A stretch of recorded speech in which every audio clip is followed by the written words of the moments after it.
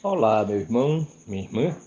Hoje nós conversaremos um pouco a respeito de um tema que achamos de fundamental importância, tendo em visto que é um dos que preocupa normalmente, preocupam normalmente a sociedade.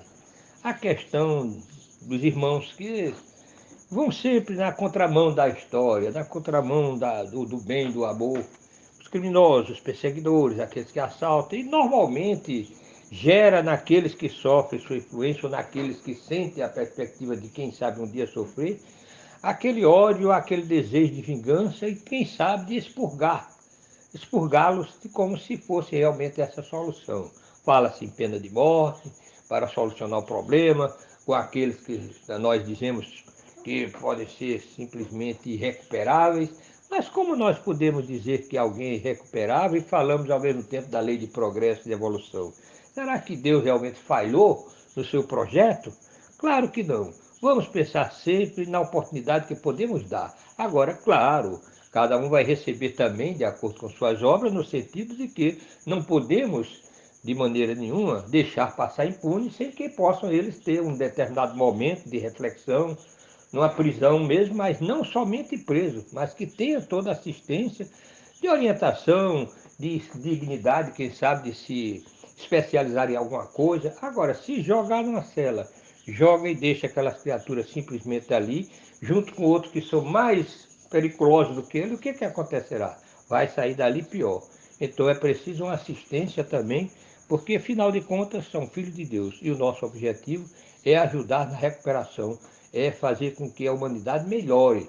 Então, nós trouxemos aqui uma mensagem que se encontra no Evangelho segundo o Espiritismo, que é uma obra básica da doutrina espírita, e vamos aqui ao capítulo 11, que é amar o próximo como a si mesmo, e um trecho de uma mensagem de um espírito chamado Elizabeth de França, Harvard, que deu essa mensagem em Harvard em 1862.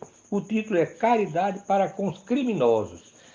Nosso tempo é muito curto, nós vamos ler um trecho da mensagem que achamos importante para nos fazer refletir. Ela diz o seguinte: deveis àquele de quem falo o socorro de vossas preces.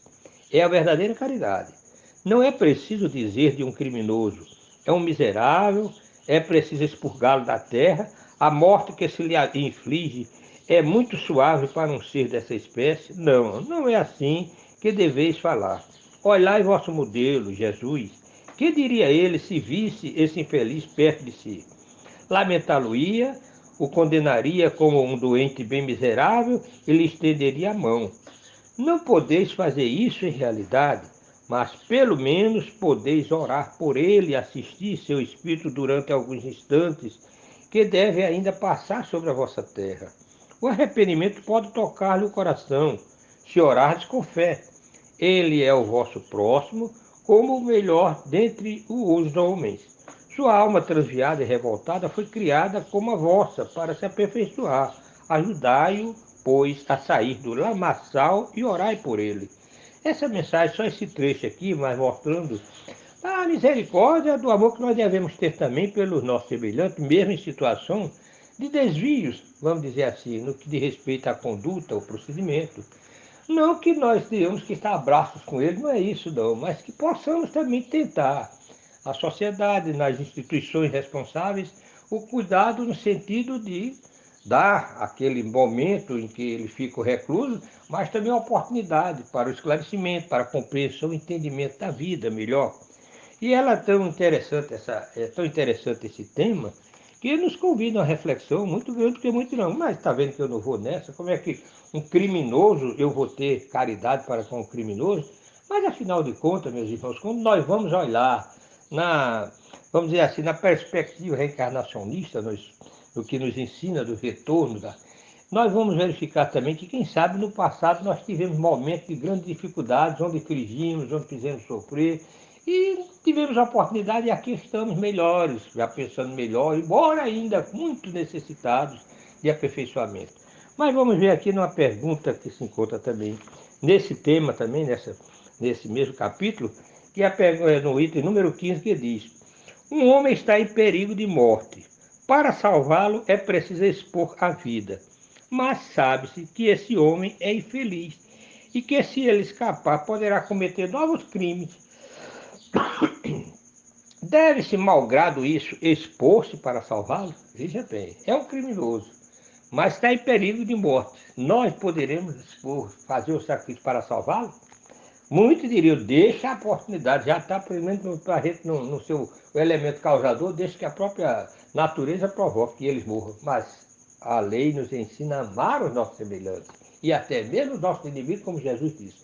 Orai pelos que vos perseguem e caluniam, ora. Amai os vossos inimigos.